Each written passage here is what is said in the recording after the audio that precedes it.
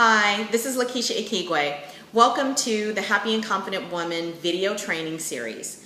This is the second video in the series, and it is entitled How to Eliminate Tolerations. That's what it's called, How to Eliminate Tolerations. So the first step in eliminating tolerations is, guess what? Identifying them. You have to identify the things that you're tolerating so that you can then begin to get rid of them. What's going to be really interesting in this video today, and something that I want you to take note of, is how when we identify the tolerations and then we go a little bit deeper, we identify the underlying reasons beneath the tolerations. That's going to be key to you eliminating tolerations really forever.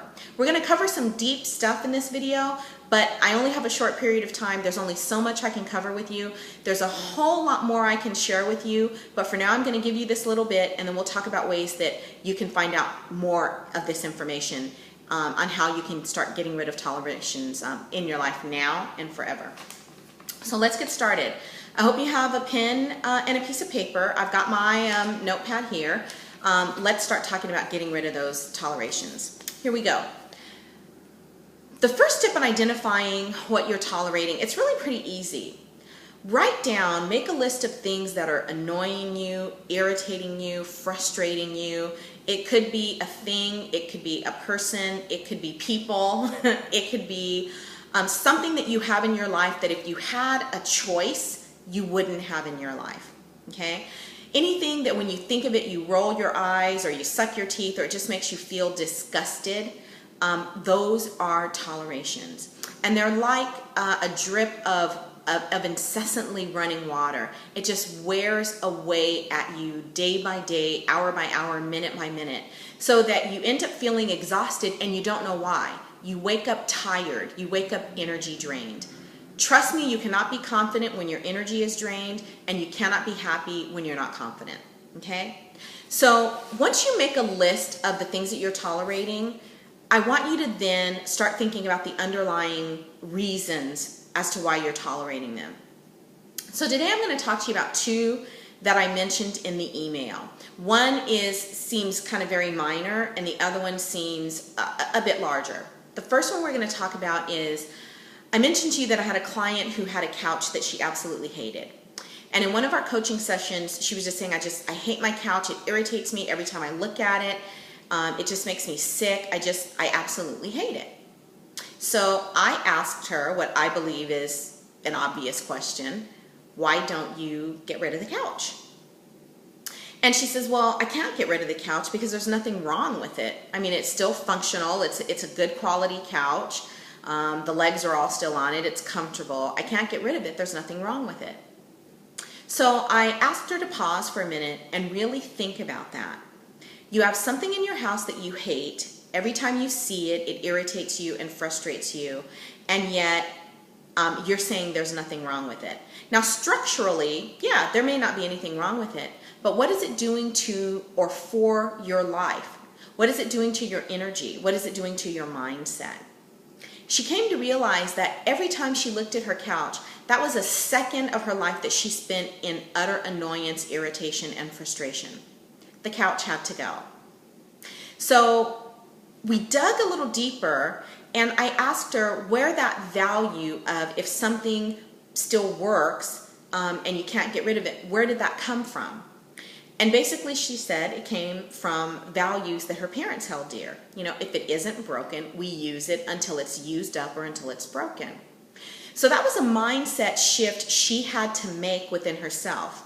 She had to come to understand that she was worth having a new couch, and a couch that made her happy and left her feeling energized and not depleted of her energy.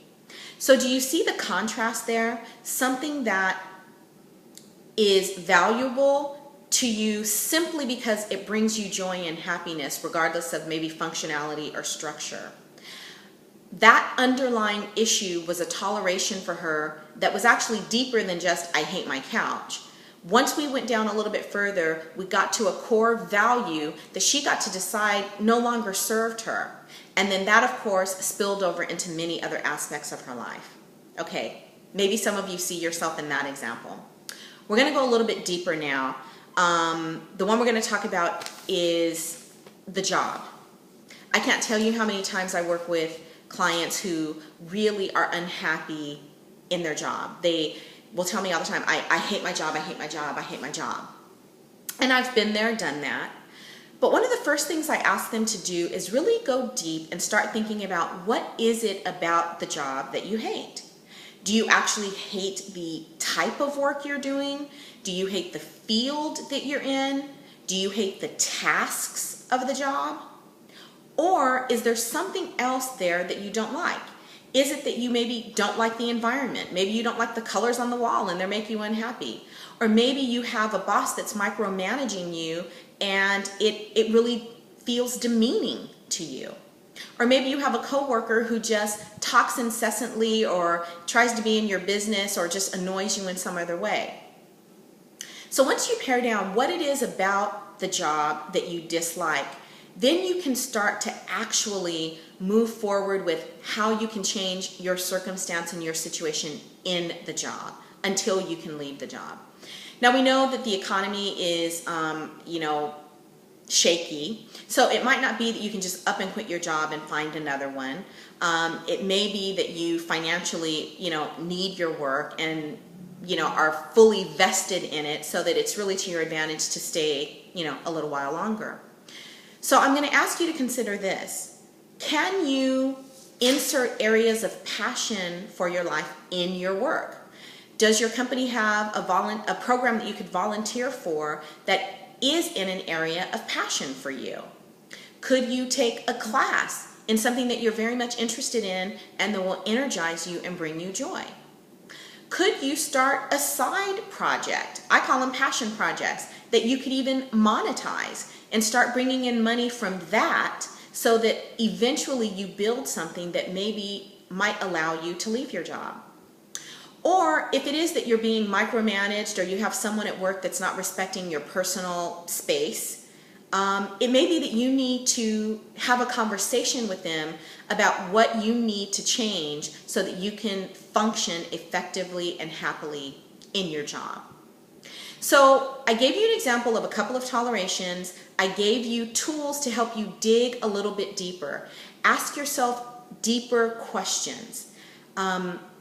Really become clear on why you're tolerating something at the top level. What is underneath those levels? It may be one thing, it may be two or three things. What is the value? What is the lesson underneath? All right. I am really excited to have spent this time with you. I'm looking forward to sharing video number 3 with you. You'll have that in your inbox on Monday. In the meantime, please email me with any questions or comments you have. I've been getting some absolutely phenomenal responses from my last video, and I'm hoping that you're finding these tools useful and helpful, and we're going to talk about ways that you can even expand your training and your learning.